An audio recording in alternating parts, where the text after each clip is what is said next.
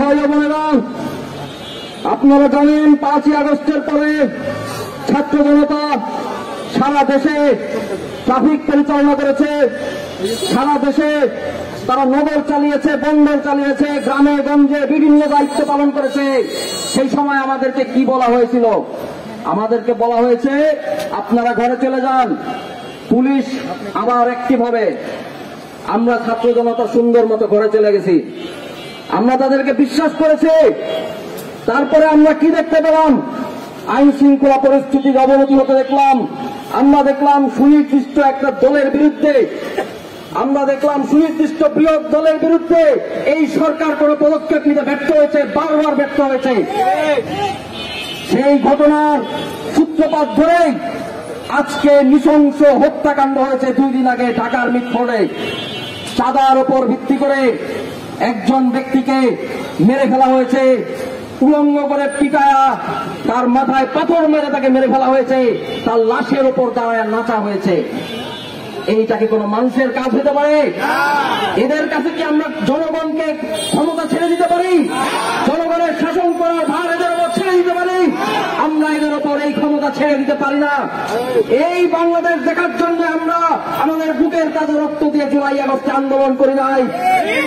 আমরা রক্ত দিয়েছি, আমরা এখনো রক্ত দিতে প্রস্তুত আছি। আমাদের লড়াই শেষ হয় নাই, আমাদের ক্যালেন্ডারে জুলাই এখনো চলতেছে। আমরা চোখ বন্ধ করলে এখনো আমাদের শহীদ ভাই বোনদের চেহারা ভেসে ওঠে।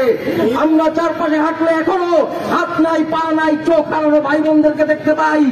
আমাদের বুকে এখনো জুলাই আগস্টের আগুন জ্বলতেছে। এই আগুন যতদিন জ্বলতেছে কোন চাঁদাবাজ সন্ত্রাসীকে আমরা সহ্য করব না। জনতাকে সাথে নিয়ে আমরা তীব্র প্রতিরোধ করে তুলব। আজকে চকবাজারে দাঁড়ায় বলতেছি, এখানে দোকানদার সহ যত ভাই আছেন, চাচারা আছেন, কেউ কোনো চাঁদা দিবেন না।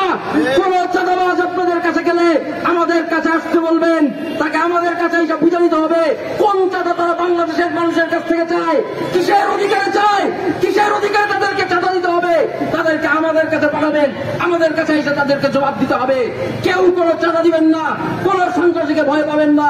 ভয়ের জন্য ভয় পাই আমরা জুলাই আগস্টে আন্দোলন করি নাই, আমরা হাসিনাকে ফেলাই নাই। আল্লাহ ছাড়া আর কাউকে আমরা ভয় পাই না।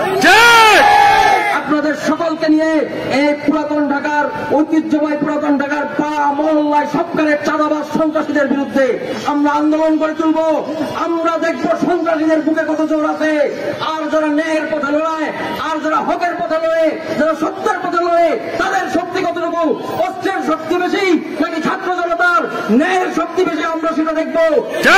লড়াই হবে, চাঁদাবাজির বিরুদ্ধে লড়াই হবে, সন্ত্রাসের বিরুদ্ধে লড়াই হবে, ক্ষমতার চক্রাগানির বিরুদ্ধে লড়াই হবে, বুলেটের বিরুদ্ধে লড়াই হবে, বোমার বিরুদ্ধে লড়াই হবে। আমরা পিছু হটবো না। ইনশাআল্লাহ চাঁদাবাজ সন্ত্রাসী মুক্ত পুরান ঢাকা আমরা গড়ে তুলব। আপনাদের সকলকে নিয়ে সেই লড়াই আমরা এগিয়ে যাব। আপনারা সবাই আমাদের পাশে থাকবেন।